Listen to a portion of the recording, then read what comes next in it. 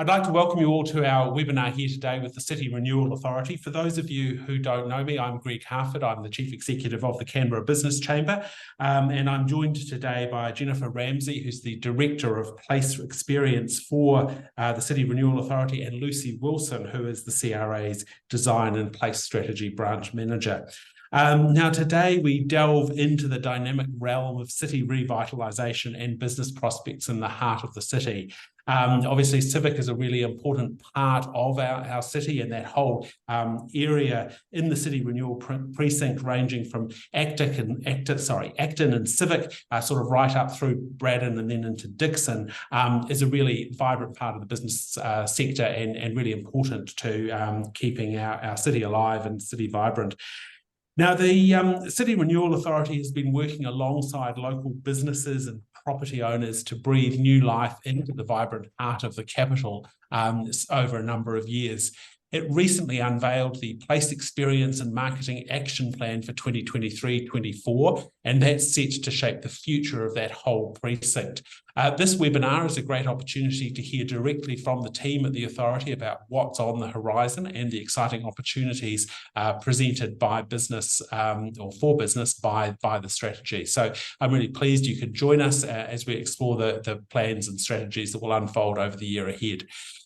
So without further ado, I'd like to introduce you to our presenters, Jennifer and Lucy. I'll let them sort of talk us through a presentation. If you've got any questions, please use the Q&A function at the bottom of your Zoom screen, and I'll facilitate those questions at the end. But Jennifer, over to you. Thank you very much, Greg, and thank you for the lovely welcome. I'm Jen Ramsey from the City Renewal Authority, and I'll be kicking off the presentation and then handing over to Lucy. Okay, so we've just talked about the City Renewal Precinct. Thanks, Greg, for your patience. Thank you, everyone, for your patience. I will keep rushing through. So you can see here on the left of your screen, that's the City Renewal Precinct.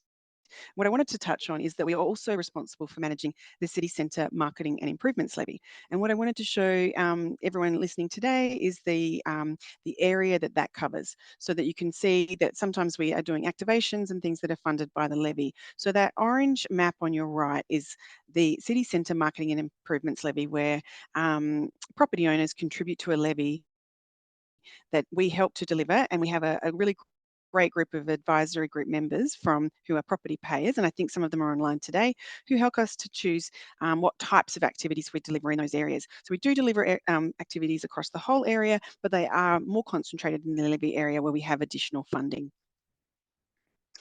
And what we do with that levy and with our place experience and marketing activities is we try to bring more people into the city centre to spend longer. And what I've done here is shared the city centre footfall data. We track footfall data over time to see how the types of initiatives we're delivering are really making an impact to the city centre. And this is based on mobile phone data. So if you look at the key at the top, there's red is morning, green is afternoon, evening is blue, and yellow is night. And then just over the last 12 months or so, you can see this map. Maybe on the center of your screen, you can see there's got my cursor there. This is New Year's Eve, last New Year's Eve. And so what I wanted to draw your attention to is this was the previous multicultural festival that we had earlier this year. And what you can't see quite behind here is the green line, where we had, I think it was 420,000 people in the city centre over that weekend, which was just extraordinary. This is also here where when the Enlightened Festival's on, we do work to bring people into the city centre with the city illuminations. And last year you may have seen all the illuminated dinosaurs that brought so many families into the city centre at night time. But what's really interesting is this long tail of behaviour here, whereas when people have been brought into the city centre for something good, our working hypothesis is that they think, oh, great, there's lots to do, there's things open, I did feel safe, I could find a place to go, and they're coming back to re-engage with the city. You'll also see there's been a really significant behaviour change where evening and afternoon has increased significantly, whereas morning and nighttime has remained steady. Over here, you'll see another increase at winter in the city, and then this is the most recent data of the Floriade activations, where we've been doing a walking trail initiative in the city centre, and that's designed to work with local businesses to get people to spend more time in the city centre before and after their trip to Floriade. I'm just drawing some highlights here for you. We've got significant data that shows all the different things we work on and how that impacts. So Lucy will talk to you later about some of the design activities, but one of the highlights has been City Walk. You'll know that we did a big upgrade to City Walk a couple of years ago in 2020. What we know since then is there's been a 340% increase in evening visitation to the City Walk after that upgrade. So that's most recently, which is quite extraordinary. But that is brought about by a number of things. So it's the upgrades, but it's also we did a very significant program of Christmas activations, which you may have seen with like a free merry-go-round, brought in so many people. And so we had another, when we look at evening visitation in December, we had a 42% increase then. So I will also just, as we know, we're just sort of a little bit impacted for time at the moment. I just thought I'd come up with another few highlights. So we look at the economic impact of what we're spending as well. So that City Walk upgrade with that increase in visitation and increase in time spent has delivered an ROI or a return on investment of 1.2 in its first 2 years. So I think you can imagine we're pretty happy with that sort of outcome. And those events that we're delivering, so from Enlighten to Christmas activations to Winter in the City, or even smaller things like we do play outside days in Hague Park, they've got a return on investment ranges of over 1.5 and up to 2. So that's again something very we're really proud of. And the way we work that out is we look at the increased number of people, and we have an understanding of average expenditure, and that's how we work out that sort of economic impact. At the Renewal Authority, we're really focused also on community perceptions. So not only do we look for, is this bringing more people in? Are they spending longer? Is this supporting economic activity? We're really focused on how what we're doing is creating positive community perceptions. And I'm pleased to say that recently we've seen an increase by about 13% year on year that people say that the city centre is comfortable or somewhat comfortable. And a lot of what we do contributes to that. So it's the major projects, but it's also the things like you can see here a picture of our place team who deliver elevated maintenance in the city centre. So what that is over and above what is ordinarily provided to the city centre, we're able to deliver an elevated program, and that contributes to that feeling of comfort. It also contributes to the increasing percentages of people feeling that the city centre is safe. Now, I'm aware that there are sort of views that there about the city centre, and what we're seeing is the community does feel the city centre is a safe place to be, but we're also really acknowledge that property and business owners have noting the safety, and that's, I think they have increased exposure to what may be happening in terms of property and staff. So it's something we're always thinking about. How can we program initiatives that increase safety and perceptions of safety in the city? So lighting, cleanliness. Is there something to do when you're there? Are there people around? That all contributes. I'm going to hand over to Lucy now, who's going to talk about some of the actual design and development projects. So over to you, Lucy. Please let me know when you want to change your page. Thanks, Jen, and hello, everyone. Thank you for your time. As Jen just mentioned, I'm going to walk you through some of our recent projects that we're either working on now or have recently been completed, and you can see a list of those on the slide at the moment. And I think it's really worth noting that our broad aspiration for all of these projects is about improving the public realm, improving the outcomes, supporting the surrounding business and business owners by working together to foster those positive partnerships when we're delivering public realm upgrades, but also about improving connections. So not looking at everything in isolation and encouraging people to move within the different areas within the City Renewal Authority precinct. Next slide, please, Jen. So the first, and I just mentioned connections there. The first picture there you can see is of the new reimagined Greener Place. We've recently been out for community consultation as part of that work. And our aim and aspiration is to make it a landmark destination for locals and visitors within the city centre, but also create more connections to Greener Place and improve connections to Greener Place. So how are we going to do that? Well, firstly, it's about the place, so make it more attractive, remove some of the clutter, improve accessibility and lighting, but also make sure that we allow for events and future events through appropriate infrastructure, and also work with those businesses around Greener Place to go through what their aspirations for the place are, and encourage their private investment maybe within their buildings and also the outdoor dining that's in Greener Place.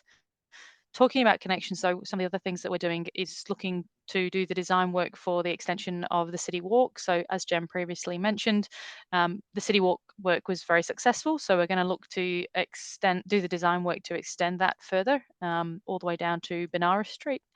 And then also looking at Alinga Street and Kooyong Street. So how do people navigate to Greener Place in the centre city from City West along Alinga Street, but also from Braddon.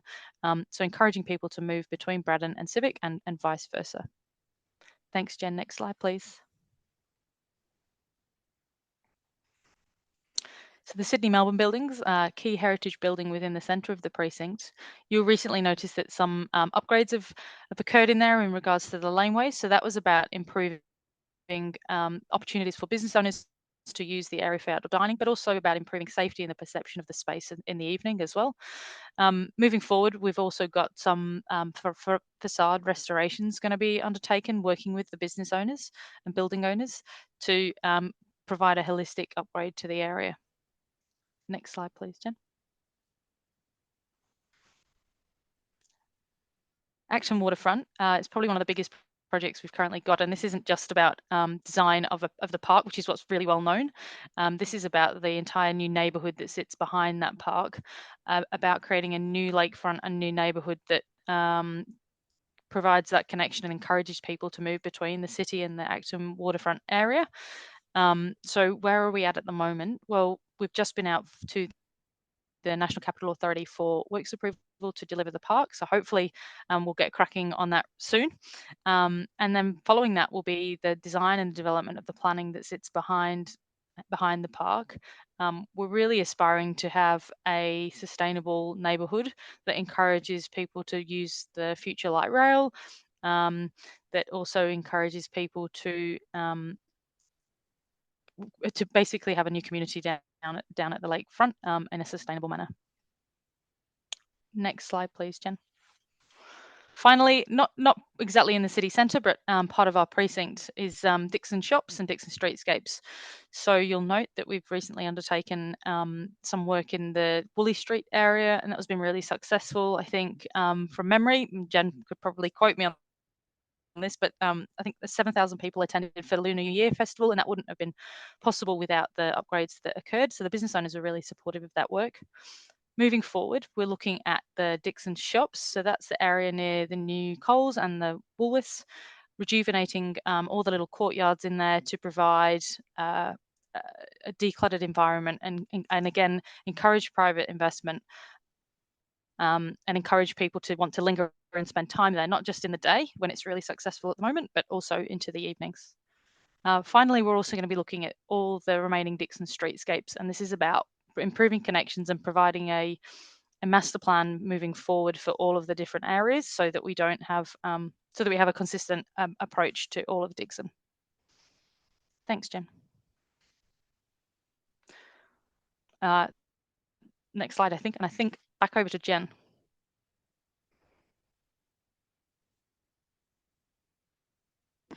Thanks, Lucy. Yeah, I guess what we wanted to discuss now is what's next for the city centre, and hopefully that's what everyone here is interested in terms of what is coming up in terms of place experience and marketing initiatives that you could leverage for your own businesses, or you know, especially the hospitality and retail type businesses, but also just the increased activity that's going to be around for all. So a bit of a summary slide, but we have developed a marketing and a place experience and marketing action plan, which looks like this, and you have a link to that in your invitation, and we can also send one out afterwards. But I guess just here, there's a couple of photographs of the things that we're going to continue to focus on. So there'll be the continued expansion of leveraging events like Enlighten and Floriade to ensure people spend time in the city centre before and after, and that their experience of those events starts when they're in the city centre. Also, we support the National Multicultural Festival. We're very big advocates for it to remain in the city centre, and work businesses to help leverage it. So we'd like to come out to businesses again to see if you have offers in the month where the Multicultural Festival is, so we can actually help to promote those. Moving on to the next picture, placemaking grants. We go out annually for a number of big placemaking grants, and that's because we know that people have a lot of great ideas about how to activate a city, and we don't have all of those answers. And so this year, so Big Swoop is one of our more famous placemaking grants, and that is now nationally recognised and attracts a lot of people into Garema Place. This year we have someone making some interesting outdoor furniture, which will probably go into City West. There's a skateboarding festival. There's an installation of art in Hague Park, converting something that was unappealing into something attractive and clean, and then an entrepreneurial style grant where someone's activating a vacant space in City West. To get through these so we can have some questions, I think one of the biggest ones and next cabs off the rank is Christmas. We are building on what we did last year, where we have a renewed giant Christmas tree that looks like a Christmas tree. We got a lot of feedback about it needing to look like a traditional Christmas tree. We'll have decorations that will look appealing at night time, and that brings people in, but it also creates a safe and appealing space. We're looking to make the merry-go-round a free gift to Canberrans again, because we know that brings a lot of people in. They bring their children and then they do their shopping. And then in alignment, we're doing a festive finds type of campaign. So and that is quite a big media spend where we promote coming into the city centre, and we have a number of calls to action. And what we'd like to do is shortly we'll send out emails. Please approach us if you're interested, and so that we can feature some of what you're doing as businesses, and you can be part of that campaign. And the only investment of that is to let us know what you're doing, and we can leverage your investment, our investment, to promote your businesses. Again, we'd run our own type of campaign. So we are doing the Winter Festival again next year, and that's designed to bring people into the city during the quieter time of year. We align it with school holidays and make it very family friendly. Last year we did some snow as well in Ainsley Place, and we're always looking to either expand footprint or bring a different experience, and we always want to partner with businesses so that we can actually help you make more sales, basically. We have a bit of a focus on visitation to City West. When I showed you the footfall data recently, we've seen that has been one of the last areas of the city to recover since the COVID lockdowns. So we are turning our minds to that. Recently, we did the Latin American fiesta, which the businesses around that area said they had never been so busy during that. So that's one of those ones.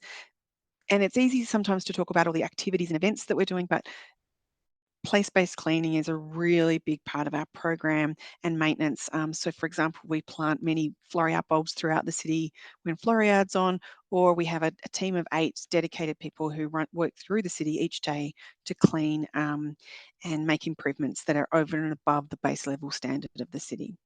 So that is a really scratch the surface level of what's coming up. I guess we'd like to ask you for questions, and then to also encourage you to look at that action plan so you can see what's coming up and how you could potentially leverage those opportunities. But this is what the cover looks like. Questions? I'll hand back to you, Greg. Thank you.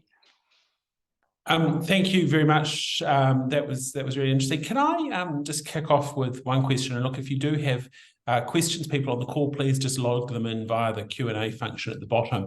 One piece of feedback we've had from a number of members over time is the need for a bit more of an overall refresh of Garema Place in particular, and a view that perhaps it's a bit tired and run down. Is that on the agenda, and is that happening at some point?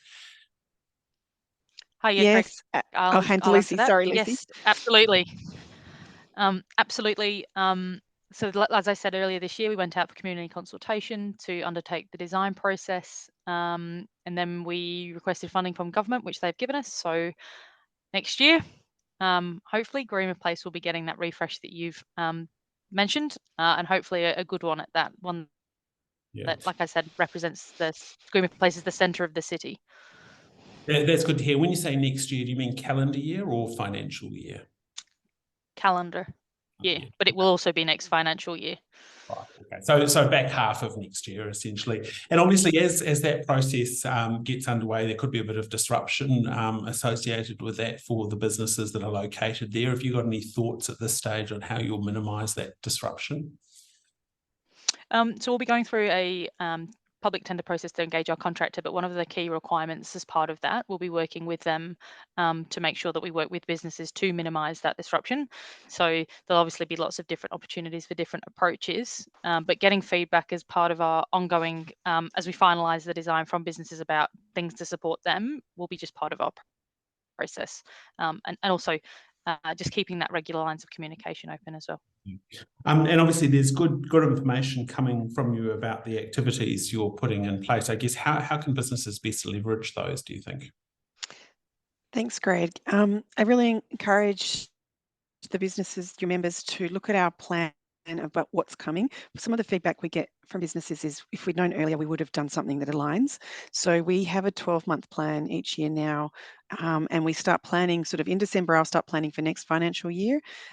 So a couple of things. Let us know if you want something specifically. So that can be cleaning or activations or installations or any of the sort of the placemaking type of initiatives. So you can come to us direct at the authority or the City Centre Marketing Improvements Levy Advisory Group. There are many. We have about 12 of those members. They're on the publication. If you know them, and many of you do, talk to them and they can pass the feedback through to us so we can help with our planning.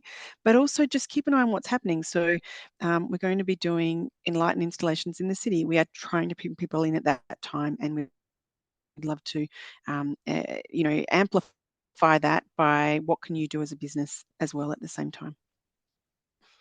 All right. How do you make decisions about which projects you progress? There's obviously a whole range of things that you could be doing. How are you prioritising? So in terms of my area, and Lucia, maybe I'll ask you to cover your area if that's okay. In terms of our area, we look at what we're trying to do, which is we're trying to increase the number of people who come in and ask them to spend more time. So we've done a lot of work about looking at target audiences, who uses the city centre and why, and who spends the most time here and how do they use it. And we have a good amount of information about segmentation, which we'd be really happy to pass on to members in the city centre so that they can leverage that for their own businesses. Because if we work together, that makes a big difference. Then we look at, we talk to our CCMIL or City Centre Marketing Improvements Levy advisory group to get feedback. We go out for a survey to all the businesses, and if you don't see that survey annually, please let me know or send an email to the City Renewal Authority so we can add you to that database. And we do a big survey every year on sentiment, so we understand what people think of in terms of cleanliness, comfort, safety, trust in the place. And then we use best practice to use the different types of initiatives. So is it place management? Is it activations? So how do we get that mix right? And then we trial it and measure it. So then we see if they're successful. And you can see we've had some very successful initiatives recently. So it's very, very positive. Lucy. Oh, yes, Jen. So I guess from a more of a capital works and design perspective, we prioritise by firstly some of the things that Jen does, so getting that sentiment and survey and feedback from business owners and groups, but also looking at it from kind of a well-being benefit analysis. So what is the outcomes if we change this place or upgrade this place? What are the benefits that it will bring? And thirdly, looking at what some of the challenges might be. So obviously you noted Groomer Place was looking a bit tired and needed a refresh. That's been heard and we've done all the assessments and agree. But for example, Kooyong Street is more about, we've had lots of feedback that it's really difficult to get from, or perception is it's really difficult to get from Braddon to Civic. And it would be really great if people were encouraged to move between those two places. So from a benefit analysis, that rates really highly. So there's kind of a bit of a prioritisation process based on wellbeing that happens as well.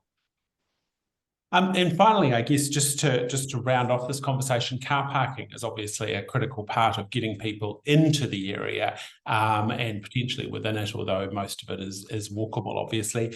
Is car parking within your remit, and what's your view on that? And do any of the work you're doing, does that put parking at risk?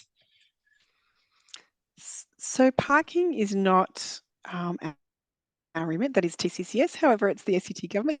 You can talk to us about it.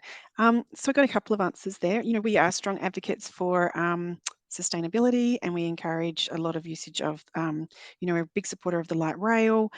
We encourage active travel and active transport. And that's why a lot of the work that Lucy does looks at how people can move around the city in terms of walkability and, can you use your bike? So that's really important to us. So we'll always be supporting that.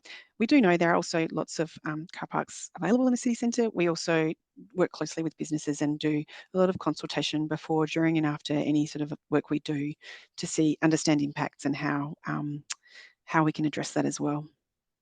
One of the great things about our CBD, obviously, is that it is very walkable. There's lots of good content. Yeah. So it's really good to hear you're doing some work to promote that. Look, we've got one final question just in our last couple of minutes, if you can bear with us. How are you offsetting the impact of working from home on bricks and mortar businesses and civic? Our questioner says it's fine having events, but what's being done to promote that daily traffic in and out? Sorry, traffic in the sense of foot traffic, I think. Yeah, so this is a fascinating question. I think there's been a lot of thought about what is the purpose of city centres after the COVID lockdowns, and behaviour has certainly changed. You'll see that slide I showed you earlier shows there's a real shift in behaviour for people spending more time in the evening and night and afternoon than there was in the morning and night. So that's really interesting. So we often talk about earning the commute too. So we are seeing that people's behaviour wants to be, people do want to be together. There's a lot of, how do we spend time after we've been at work, or how do we spend time together, on the weekend and the evening? So we are seeing that change. I guess our view is the city centre needs to be a place where people want to be. And so we work on making it really safe, attractive, beautiful, and has a lot to offer. And so coming at it from that point of view rather than sort of mandating how people behave. All right. Okay, well, look, thank you very much, Lucy and Jen. Sorry, there is just one more question that's just come in. How much consideration is given to people who are not sufficiently mobile to ride bikes, walk long distances, or who might be using walking frames or other devices? Do you want me to answer that, Jen? Or do you want to? Me? Over to you. Okay. Yeah, thank you. So that's really, really important. As part of an active city centre, we should be designing for all users. So as part of our exercises in relation to capital works upgrades, we're really trying to make things accessible. So that might be in terms of, when you've mentioned walking long distances, having stop points or pause points. So that could be around a bench, under a tree, etc. That can also be around making sure that where we're in a street, there's drop off spots for people so they can easily get to businesses and such if you're less able. But also, I think another, like an example in terms of a project, is Garuma Place is currently multiple different levels, and it's not very accessible because of that. One of our key aspirations is going to be making that one level so that people can easily navigate the space. So we do go through that and consider that as part of all our design work. All right. Okay, well, look, I think that's the last of the questions that we've got in. So thank you very much for your time. I think that was really informative. Anyone who wants to come back to this, we will have a recording of the webinar available for anyone who wants to view it. We'll push that out to our members as well and make sure that that's available. So thank you very much. We'll also circulate a link back to the website for people who are attending this webinar. So thank you very much. Really appreciate your time. Thank you all for joining us. And look forward to seeing you next time.